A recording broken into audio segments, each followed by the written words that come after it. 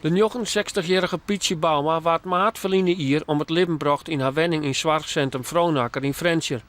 De rechtbank is ervan uitzogen dat haar 48-jarige skwandochter dat dien had. Verdachte heeft haar schoonmoeder van het leven beroofd door haar minimaal 9 keer met een hard voorwerp op het hoofd te slaan en haar 2 keer met een mes in de rug te steken.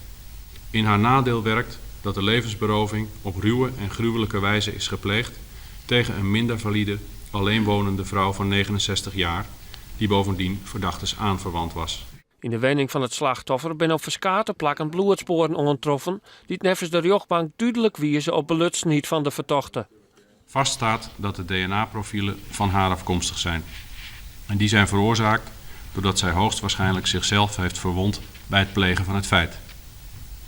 De andersluidende verklaringen van verdachten over hoe die bloedspatten dan in de woning kunnen zijn gekomen, zal de rechtbank niet volgen. De rechtbank komt tot die conclusie nu vaststaat dat het slachtoffer onder meer met een mes om het leven is gebracht en dat verdachte hoogstwaarschijnlijk bij de steekpartij gewond is geraakt. Het Openbaar Ministerie heeft 2 weken geleden 20 jaar cel vermoord. De rechtbank komt daar een volle legervonnis van 12 jaar voor deerslag, om het voorbedachte raden net te bewijzen is.